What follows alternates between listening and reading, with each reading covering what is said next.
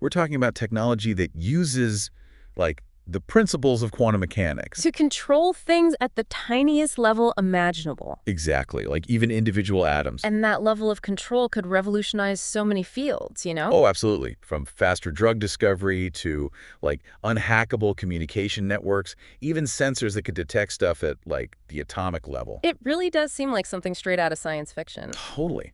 But the sources you've given me, they dive deep into how all this is actually possible. So are we going to try to break it down? We are. We'll start with the basics, lay the foundation. Okay, sounds good. Lead the way. All right, so first stop on this journey, quantum dots. These are tiny, tiny semiconductor particles that basically operate by the rules of quantum mechanics. Quantum dots, huh? I've heard of those, but I'm not sure I fully understand. Okay, well, think of it this way. They're like super tiny dots that exhibit quantum properties, like superposition or entanglement. Okay, starting to come back to me now. And Yeah. scientists are actually using AI to control these things. Right. Specifically, convolutional neural networks. Those are like the same AI they use for, image recognition. So it's like teaching a computer to see and then control these incredibly small dots. Precise. Wow. What's the advantage of using AI like that? Well, imagine trying to manipulate the energy levels of a single atom, something billions of times smaller than, like, a grain of sand. Yeah, I can't even picture that. Right. AI can actually analyze huge amounts of data and make adjustments in real time. So it's basically impossible for us humans to do that on our own. Pretty much. Yeah. It's like having a superpowered microscope combined with a robot hand, all guided by a brilliant AI mind. Makes sense. So how do these dots fit into the bigger picture of, quantum-controlled devices? Well, some of these quantum dots can act as qubits. Right. Qubits, the building blocks of quantum computers. Yeah, exactly. They're like the Ds and 1s in our normal computers, except they operate according to the crazy rules of quantum mechanics. So instead of just looking at individual atoms, we're using them to store and process information. Exactly. Yeah. But there's a catch. Managing these qubits is really hard, especially because they're sensitive to the environment. That's right. It's not just about controlling one qubit. You have to carefully manage how they interact with each other. And correct for any, like, disruptions or noise. Which brings us to this concept of quantum coherence. So what does that mean, keeping those qubits stable? Exactly. Like, imagine a perfectly choreographed dance, right? Okay, I'm picturing it. Now imagine random gusts of wind messing it all up. Oh no, the poor dancers. That's what decoherence is like, and it can really mess up our carefully controlled quantum systems. So it's like those random environmental factors are the wind. Exactly. They can cause our carefully arranged qubits to fall apart. So how do we keep our quantum dancers from getting blown away? Well, it's not quite like building a shield, but scientists have developed some pretty neat tricks. Like what? One is called dynamical decoupling. It's like using counter movements to cancel out the wind, So we're giving our quantum dancers special shoes to stay balanced. Something like that. But, we also need to think beyond just quantum computers. Right, you mentioned quantum electronic devices earlier. Oh, yeah. Like, one really cool example is a quantum magnetometer, Which is the device that measures magnetic fields, but with insane accuracy, like way beyond anything we can achieve with classical devices. Wow, okay. How accurate are we talking? Accurate enough to detect the magnetic signals from, like, your brain, or even deep inside the Earth. No way. What would you even use that for? Think medical imaging. You could get a much clearer picture of what's happening inside the body. Without needing invasive procedures. Right. Or, mineral exploration. Finding valuable resources underground. Exactly. It's all thanks to this thing called quantum feedback. Quantum feedback, what is that? Well, imagine a device that's constantly adjusting itself in real time based on what it measures. Like a self-correcting system, but at a quantum level. Exactly. It's what makes those quantum devices so much more accurate than classical sensors. That's pretty wild. Okay, so we've talked about controlling individual atoms, quantum dots, super precise sensors. What are the big one? Quantum computers. Ah, yes, the holy grail. Quantum computers are a whole other level. They use those qubits, right, to do calculation. Exactly. But they do it in a way that's fundamentally different from our regular computers. Okay, I'm ready. Break it down for me. How are they different? Well, they rely on principles like superposition and entanglement things that have no equivalent in classical physics. Right, those were some of those quantum properties you mentioned earlier. Yeah, so with superposition, a qubit can be in multiple states at the same time. It's not just a 0 or a 1 like in our normal computers. Okay, so it's doing like multiple calculations at once. You got it. And then there's entanglement. Spooky action at a distance. That's the one. Two or more qubits get linked together, even if they're far apart. And whatever you do to one instantly affects the others. Exactly. It allows quantum computers to tap into this deeper level of reality to solve problems in a completely new way. Okay, my mind is officially blown. But how do you even build these things? Control these qubits? There are a few different approaches. Some use trapped atoms or ions. Okay, and they control them with? Lasers and electromagnetic fields. Others use superconducting circuits, but those have to be kept super cold. We're talking like manipulating matter at the atomic level here. Oh, yeah. It's pretty intense stuff. And one of the biggest challenges is maintaining coherence, keeping those qubits stable. Right, because decoherence can really mess things up. For sure. Building quantum computers that can resist that decoherence is a huge area of research. So it sounds like we're still in the early days of quantum computing.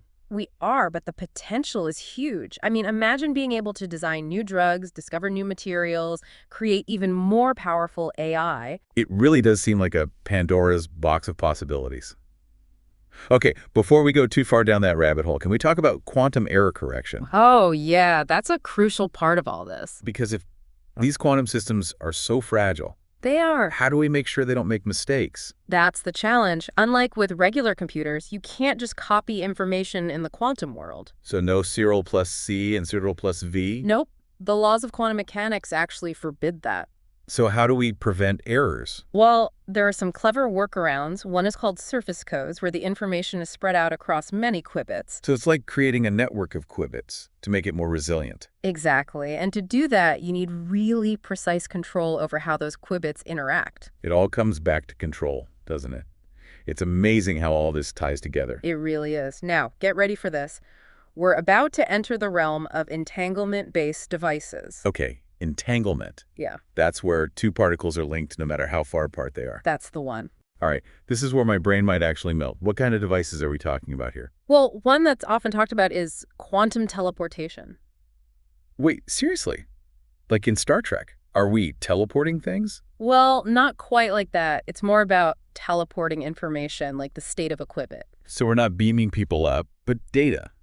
Yeah. Still pretty wild. It is pretty incredible, and it all relies on that spooky action at a distance. So how does it even work? Does it break the laws of physics or something? It bends them, that's for sure, but it doesn't break them. The idea is that because entangled particles are linked, when you measure the state of one, you instantly know the state of the other. So we're using that connection to transfer information. Exactly. But how do you actually teleport the information without physically moving the qubit itself? It involves a combination of entanglement, measurement, and classical communication. You measure the qubit you want to teleport and send that measurement through, a normal channel. And that lets you rebuild the original qubit state at the receiving end.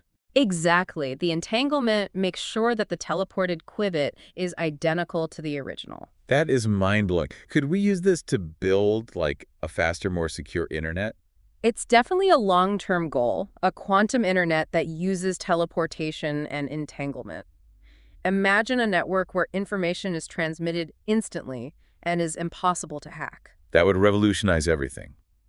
But is it even realistic? Are there limits to how far we can teleport this information? Oh, there are definitely challenges. Maintaining entanglement over long distances is tough. Remember decoherence? Yeah, those environmental factors can mess things up. Right, so the further apart the entangled particles are, the more vulnerable they are. So it's like trying to maintain a bad connection over a really long distance. A good way to think about it. But researchers are working on things like quantum repeaters to try and overcome that distance limitation. Quantum repeaters, like boosters for entanglement. Exactly. They could help extend the range of these quantum communication networks. That's pretty amazing. Okay, before we move on, can you remind me what quantum sensing and metrology are? Absolutely. Quantum sensing and metrology are all about using quantum mechanics to make incredibly precise measurements. Give me some examples. Like atomic clocks. They're so accurate that they would only lose a second every few billion years. That's insane.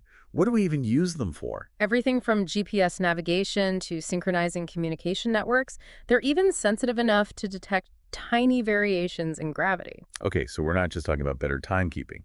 We're using these clocks to, like, study the fabric of the universe. Exactly. And then there are those quantum magnetometers we talked about before. Right, the ones that can detect incredibly faint magnetic fields. They're used in everything from medical imaging to material science. You can literally see inside the human body and uncover the secrets of materials at the atomic level. It's incredible how much potential there is in these quantum-controlled devices. Absolutely. And what's even more fascinating is how all these different areas are like interconnected. Right, it's all part of this bigger picture of quantum technology. Exactly. And one area where things could get really interesting is the connection between quantum computing and artificial intelligence. Quantum machine learning, right. You got it.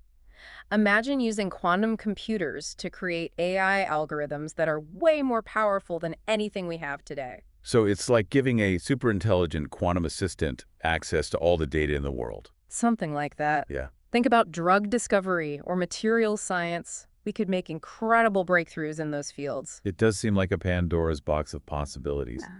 But are there any ethical concerns we should be thinking about? Oh, for sure. Like any powerful technology, it needs to be developed responsibly. We need to make sure it's used for good and doesn't create new inequalities. That's an important point. Yeah. It's a lot to consider, but it's definitely a really exciting field. It is, and we're just scratching the surface here. There are so many emerging trends and technologies in this field that are constantly pushing the boundaries of what's possible. This has been a wild ride so far. I'm ready to hear about those emerging trends and what the future holds for all this quantum tech. All right, then let's shift our focus to the cutting edge. When we come back, we'll explore the latest advancements and what the future might hold for quantum-controlled devices. All right, entanglement-based devices. We're talking about controlling individual atoms, building computers that use quantum mechanics, and now we're adding entanglement to the mix. My head's spinning. It's definitely one of the most mind-boggling parts of quantum mechanics, but researchers are figuring out how to use entanglement to create some pretty amazing technologies. Like what? What kind of devices are we talking about? Well, one that gets a lot of attention is quantum teleportation. Wait, hold on. Are we talking like Star Trek teleportation, beaming things up? Not quite. It's not about teleporting physical matter. Think of it more like transferring information. Okay, so we're teleporting data. Yeah, the state of a qubit from one place to another instantly. Instantly. How is that even possible? It all comes down to the fact that entangled particles, they're connected in a way that goes beyond distance. If you measure one of those particles, you immediately know the state of the other one, no matter how far apart they are. So using that connection, we can transfer information. Exactly. But how do you teleport the information without physically moving the qubit? That's where it gets a bit complicated. It involves entanglement, measurement, and using regular communication channels. You basically take a measurement of the qubit you want to teleport. Okay. Then you send that measurement, through a normal channel like the internet or something. And then you use that information to rebuild the qubit on the other end. Yep. And because of the entanglement, the teleported qubit has the exact same properties as the original. Okay, my brain officially hurts, but that's incredible. Could we use this to build like a super fast, super secure internet? That's the idea behind a quantum internet. It would be unhackable. That would be game-changing. Yeah. But are there any limitations to this? How far can you realistically send this quantum information? Well, one of the biggest challenges is keeping that entanglement stable over long distances. Right. Decoherence, it can mess things up. Exactly. So the further those entangled particles are, the harder it is to keep them linked. Like a really bad phone connection over a long distance. Pretty much. But researchers are working on solutions like quantum repeaters. They would basically boost the signal. Boosters for entanglement, huh? Okay, Yep. I think I'm following. We've talked a lot about computers and communication. Can we go back to quantum sensing and metrology for a minute? Sure. Remember, it's all about using quantum mechanics to make incredibly precise measurements. Oh, right, like measuring things at the atomic level or having super accurate clocks. Give me some real-world examples. Okay, well, one of the best examples is the atomic clock. They're used for everything from GPS to synchronizing communication networks. And they're so accurate that they can detect even tiny changes in gravity. Exactly. And then there are quantum magnetometers. Right, those can detect the faintest magnetic fields. What are they used for? Oh, tons of things. Medical imaging, materials, science. You can basically see inside the human body and uncover the properties of materials at the atomic level. Wow. Seems like these quantum devices have the potential to change everything. They really do. And what's really cool is how all these different areas of quantum technology, they're all interconnected. It's like this whole new world of possibilities is opening up. Speaking of which, I'm really intrigued by the connection between quantum computing and AI. Quantum machine learning. Yes. Tell me more about that. Well, researchers are trying to use quantum computers to make AI algorithms much more powerful. Think about analyzing huge data sets and making predictions with incredible accuracy. So instead of using regular computers to analyze data, we use quantum computers to unlock insights we can't even imagine right now. Exactly. Imagine the possibilities for drug discovery or material science. It could revolutionize those fields. It sounds amazing, but also a little scary. Are there any ethical concerns with this technology? Oh, definitely. Like any powerful technology, it needs to be developed responsibly. We need to make sure it's used for good and doesn't create any new problems or inequalities. That makes sense. It's important to think about those things early on. Absolutely. But it's also incredibly exciting. This is just the beginning of quantum machine learning. Who knows what the future holds? I know, this whole deep dive has been mind-blowing. We've covered so much, and I'm ready to hear about what's next for this technology. Well, then let's move on to the cutting edge of research and development.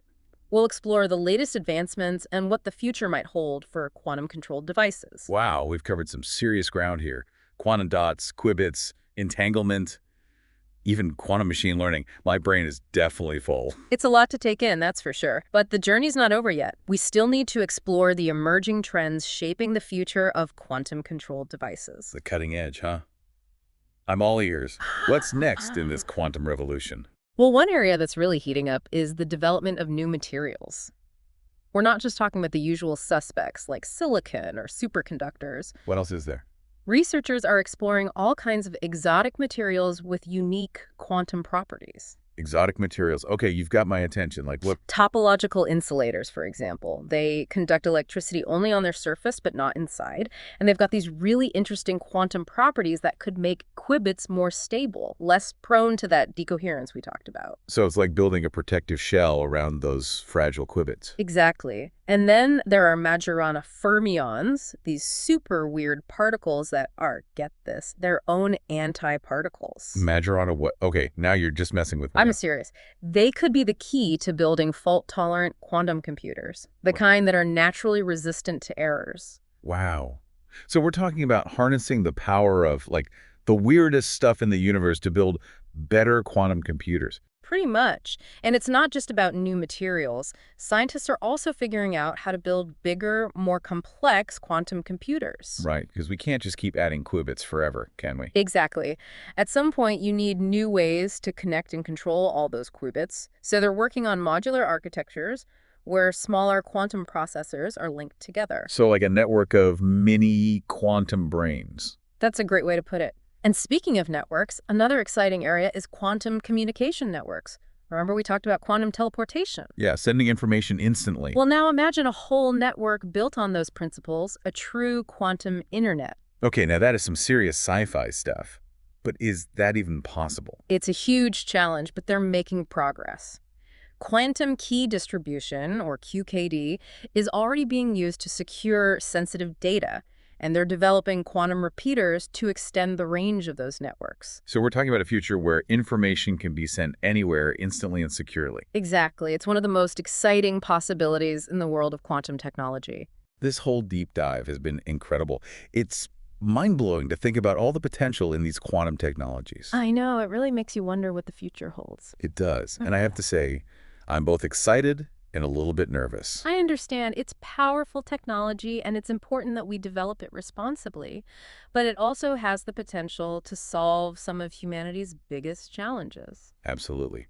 Well, this has been an amazing journey learning about all this incredible technology. Thanks for guiding us through it. It's been my pleasure. And to everyone listening, keep exploring and asking questions. The future of quantum technology is full of possibilities.